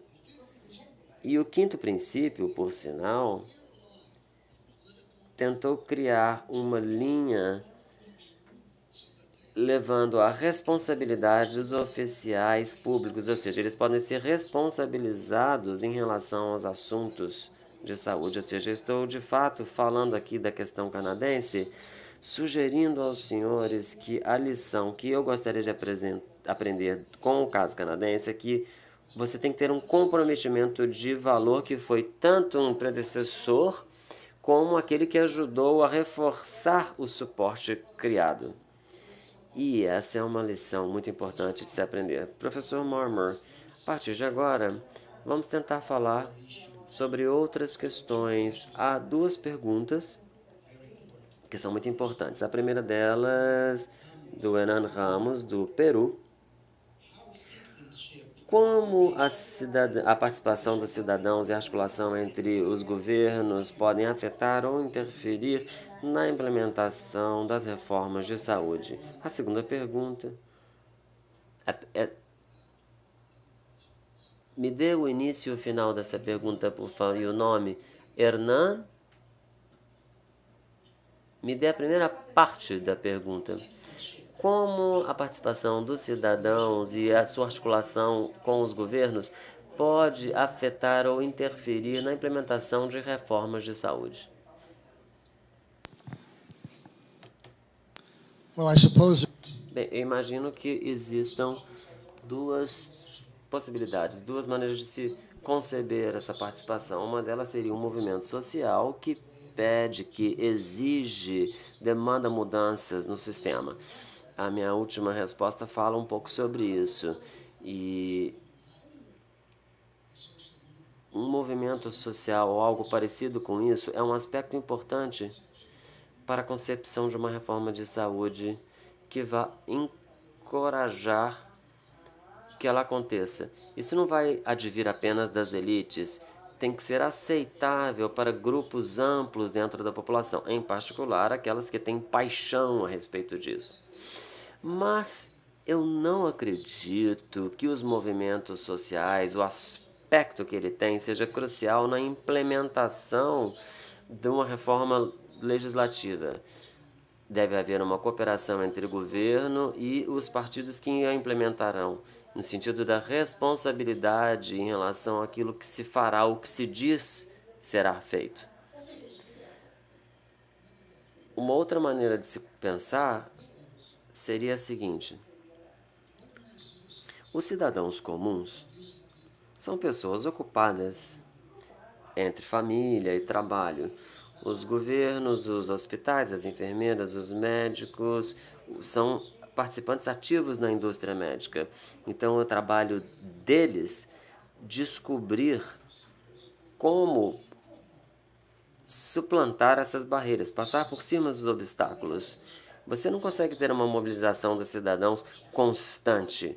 O que você pode imaginar ou esperar seria que os cidadãos tenham atenção àquilo que se reporta em relação ao problema. E no dia a dia eles não serão os maiores participantes. Acho que pedir isso seria demais de se pedir aos cidadãos comuns na maior parte das vezes. O monitoramento seria mais razoável. Walter Joss, ele trabalha na rede do Instituto Nacional de Câncer da Unasur, no Brasil, e ele gostaria de perguntar ao senhor o conceito de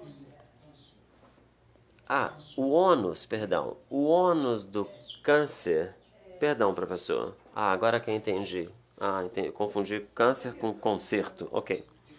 Então, o modelo atual de saúde não está e não estará capaz de prover cuidado e tratar todas as pessoas que precisem desse tipo de tratamento. Como o senhor vê este grande desafio para todos os sistemas de saúde, incluindo aqueles nos países em desenvolvimento, no sentido de encarar esse problema? Properly. Bom, eu já entendi a pergunta. O câncer está crescendo, né, como causa de morte. A idade está acontecendo em várias sociedades, né, o envelhecimento. A pergunta é, será que o atendimento aos pacientes com câncer pode acompanhar o ritmo? I'm going to approach. Bom, eu vou tentar responder essa pergunta, primeiro com uma qualificação. Eu não sou perito nem em câncer, nem no envelhecimento da população.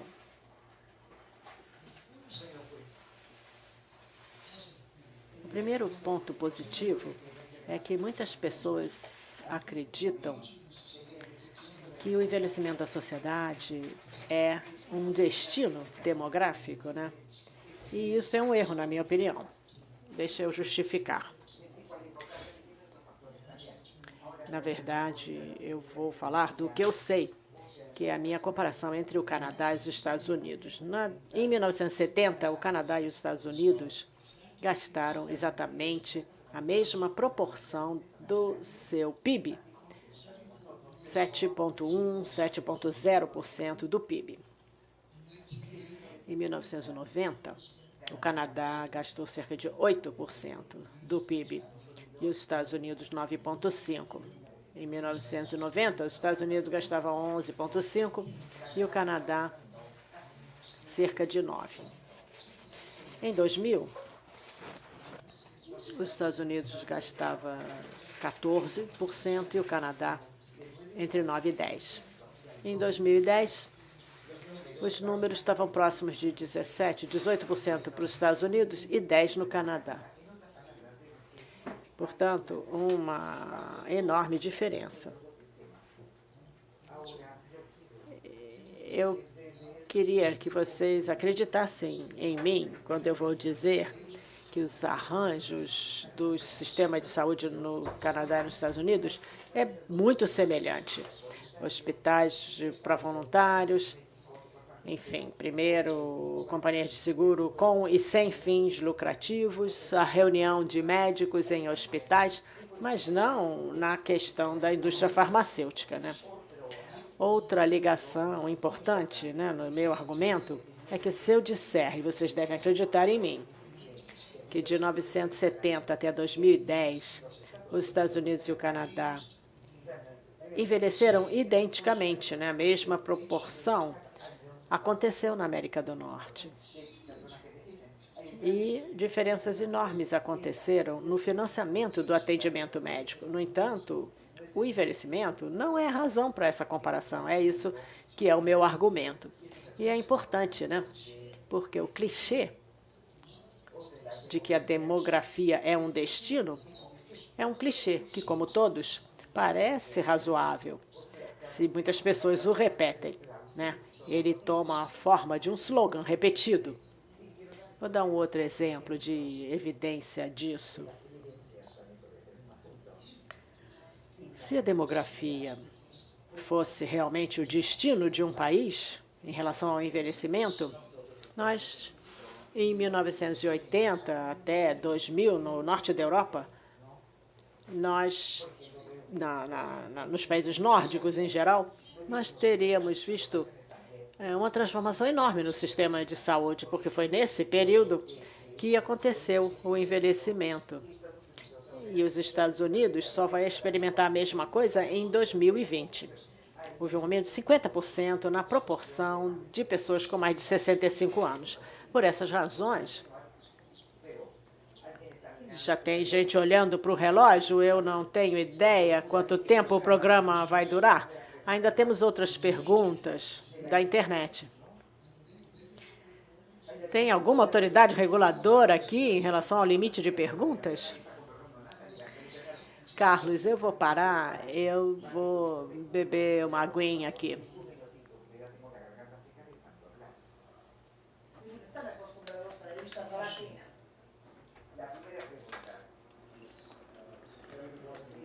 A primeira pergunta da internet é muito importante hoje em dia, já que o mercado de saúde privada e da saúde em geral está se fortalecendo.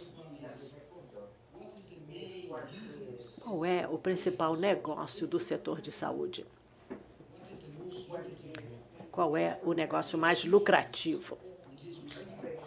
Há diferença entre países europeus e da América do Sul ou é a mesma coisa? Bom, a última parte dessa pergunta supõe que eu conheça mais sobre a América do Sul do que eu realmente conheço. Portanto, não seria bom alguém que acha que é especialista numa área perder essa autoridade, né, e responder levianamente. Mas eu tenho que dizer, mais uma vez, são duas coisas diferentes, né, que foram colocadas nessa pergunta.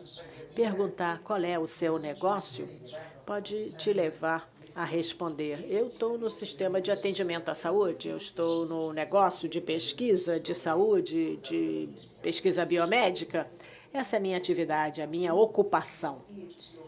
Né? Também isso aumenta o gap entre custo e receita. O gap entre custo e receita, se você é sem fins lucrativos, chama reservas. Se você é para fins lucrativos, chama-se lucro, né? Basicamente, a pergunta é a mesma. O que produz o maior gap entre as despesas que você enfrenta e as receitas que você consegue ter? Eu não tenho a menor ideia da comparação, né, entre a América Latina e a Europa. Deixa eu, então, parafrasear essa pergunta. Essa pergunta da internet. Qual é o grau de influência real dos grupos econômicos no mercado internacional financeiro na elaboração das políticas de saúde? Há alguma restrição em relação a isso ou não? Nos Estados Unidos, por exemplo, quando o senhor pensa no programa do Obamacare, qual a influência dos mercados, dos lobistas, no sentido de vetar, né, esses programas para derrubar a proposta do presidente Obama? Como o senhor acha que isso acontece no mundo em geral? Bom, como cientista político, eu posso dizer que prestem atenção ao interesse material e à vontade de usar os seus poderes fiscais para afetar as eleições democráticas, o lobby, os legisladores, enfim, todo tipo de financiamento. E a indústria farmacêutica seria um exemplo do exercício muito poderoso dessas capacidades. Mas eu acho que a gente não vai conseguir se livrar dessa influência. Não tem uma maneira dos interesses materiais dos participantes do sistema de saúde ser eliminado, né? Tem que ser enfrentado e contrabalançado e não eliminado. Temos que pensar sobre ele como sendo uma luta, né, onde, naturalmente, tanto a indústria farmacêutica, os hospitais, a indústria de seguros, veem as receitas em relação aos custos como sendo a sua renda, né? Pedir que eles sejam inocentes, né, em relação a esse fato, certamente é um sinal de que você vai se desapontar. Eu diria que isso me leva a dizer que tipo de força, né, de oposição ou contrabalanceamento é mais eficaz. Eu queria distinguir entre duas maneiras de que os lobbies podem aumentar as suas receitas. Primeiro, é fazendo com que os programas públicos paguem mais pelo serviço deles, qualquer que seja, né? Remédios, equipamento ou prêmios do seguro de saúde. Nesse caso, então, o que os grupos de cidadãos estão preparados a pagar?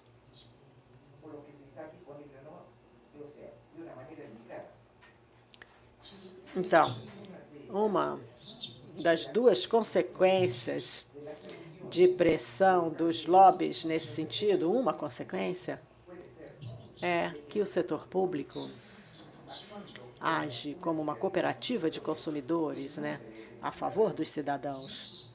E ele usa o seu poder de contrabalançamento para barganhar com os outros em relação ao que é plausível, defensável, possível e o que vai causar problemas, né? Nas suas circunstâncias políticas, né? Então, em um caso é receita, no outro caso é o apoio político mesmo. Uma segunda maneira em que os grupos, os lobbies, podem exigir mais autoridade, mais influência em relação ao que eles recebem por bens e serviços é se mais pressão for colocada nos cidadãos. Isso é, se você estreita, faz com que a cobertura do seguro seja menos eficaz e assume as consequências econômicas, as pessoas se colocam numa posição onde tem que encontrar os recursos que estavam contando, né? Então, o vazamento na indústria de seguro é uma outra maneira de aumentar as receitas. Menos do que um corte, mas diminuição na taxa desse aumento e taxas e barganhas. O conteúdo da barganha é mais complicado, né, do que dizer simplesmente o que os lobistas vão conseguir em termos de prêmio, regulamentação ou taxas de custos de hospitais. Outra pergunta em relação ao sistema americano também, do professor Ivo, da Fundação Oswaldo Cruz no Brasil. Alguns peritos em saúde projetam 20% do PIB em relação aos gastos de saúde em 2022 nos Estados Unidos. O senhor acha que isso é viável, é sustentável? Bom, a pergunta é essa, basicamente. O que o senhor acha desses números?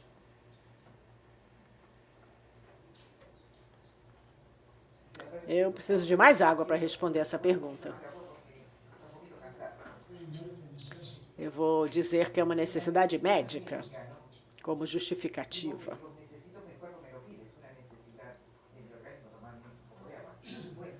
Muito bem. Esse é o tipo de pergunta que eu sempre recebo em qualquer palestra que eu dou nos Estados Unidos. Tenho mais 10 minutos. Eu estou chegando a terminar, né? Estou próximo do fim da minha capacidade de responder qualquer pergunta. Em primeiro lugar, se não houvesse uma autoridade coletiva para escolher qual seria o orçamento para o sistema de saúde no tempo T+1, T+2, 3, 4 e 5, então seria possível que os Estados Unidos gastassem 20% do seu PIB em 2020, né, ou 22, como foi dito, nos próximos 5 anos, 6 anos. Eu devo dizer que em 1990 e 91, quando a proposta do Clinton foi colocada, o orçamento do Congresso fez 4 estimativas diferentes de quais seriam os gastos médicos em 2000, né, e não 99. E erraram as 4 vezes. Então, a futurologia, especialmente com pessoas que têm a mente linear, não é uma ciência exata, eu posso dizer, em relação à assistência médica.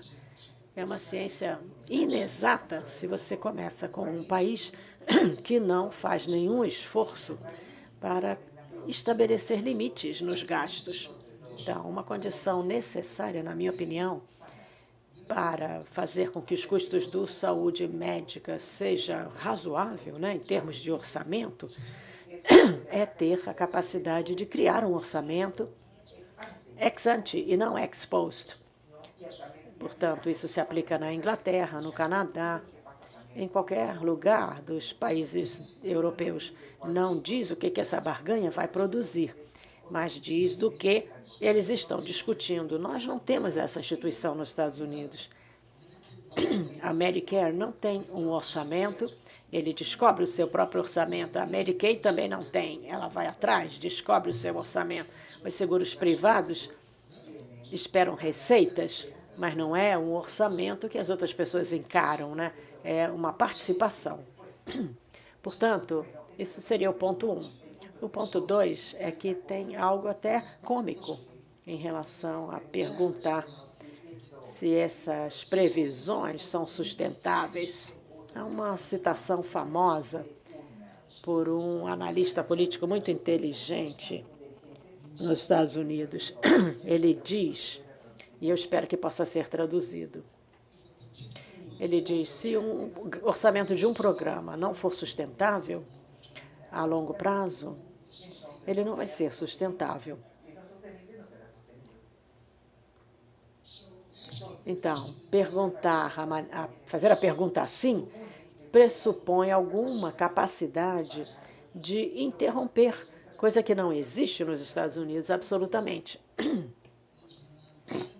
É uma formulação irônica, mas, ironicamente, é uma janela para o sistema americano. Eu devo dizer também que é outra coisa perigosa, né, na questão do entendimento do público. A taxa de inflação relevante nos custos médicos tem a ver com o que muda, né, na renda dos americanos, a velocidade com que as rendas aumentam em relação aos gastos de capital. E quando essa taxa de crescimento nos Estados Unidos caiu, como caiu na última crise financeira, também caiu a taxa de aumento dos gastos médicos por capita. Mas a razão é mais ou menos igual, né? T para 1. Então, se a inflação tivesse em 2% e o atendimento médico, os custos por capita aumentasse a 4%, a razão ainda seria 2 para 1. E essa razão, 2 para 1, tem um impacto muito grande nos gastos gerais com o tempo. Ficou claro? Mais uma vez, eu peço desculpas por não ler todas as perguntas enviadas via internet. Acredito que tivemos um debate muito bom. Queria pedir ao nosso palestrante que fizesse as suas considerações finais. Bom, eu estou falando há 1h15. Não sei quais seriam essas últimas palavras. Eu acho que se eu tivesse que resumir o que eu espero ter passado aos senhores, é que eu espero ter comunicado em relação à seriedade do meu argumento. E antes de vocês se engajarem na análise de políticas cross-nacionais, levassem a sério a razão de por que estão fazendo isso e julgassem adequadamente o que é razoável esperar. Isso é, há que se prestar atenção ao método e ao propósito, quer seja transplantes ou experiências naturais, ou enfim, quando se faz essas generalizações em todo o país. A segunda coisa que eu acho que tenha sido entendido é que a linguagem do atendimento médico, até o ponto em que começou a encontrar ou incluir as ilusões do mercado para persuadir as pessoas, é um inimigo do pensamento claro. Eu não mencionei, mas deveria ter. Eu publiquei um livro de ensaios há alguns anos chamado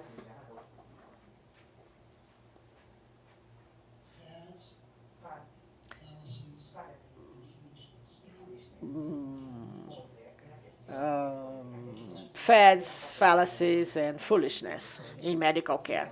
E o que eu falei hoje tem a ver com isso. Eu acho que tenha sido falado. Eu estava falando dos perigos do pensamento modista,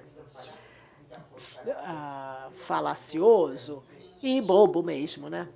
E a última coisa que eu diria, eu acho, é que eu não deixei muito claro, eu acho, mas eu gostaria muito que os senhores passassem a conhecer as diferentes experiências dos países que eu mencionei. Há literatura sobre isso, especialmente quanto ao caso Canadá. Eu acho que seria muito útil para que todos pudessem entender os compromissos simples e claros que o Carlos vai dizer como conseguir esses livros que existem. Alguns até já conhecem, né? Por que algumas pessoas têm saúde, outras não. É a determinação social da população. Capítulo 8 fala do caso do Canadá.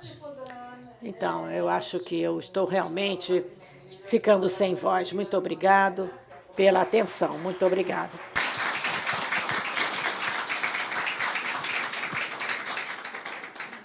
On behalf of ISAG, Em nome da ISAG, eu queria agradecer mais uma vez o professor Ted Marmor pela sua apresentação.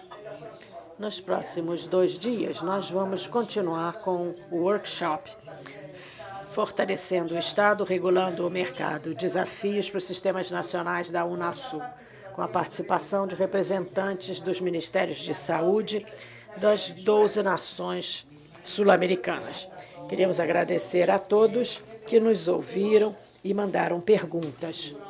Os vídeos dessa conferência e das outras apresentações logo estarão disponíveis no nosso website www.isags-unasur.org. Muito obrigado.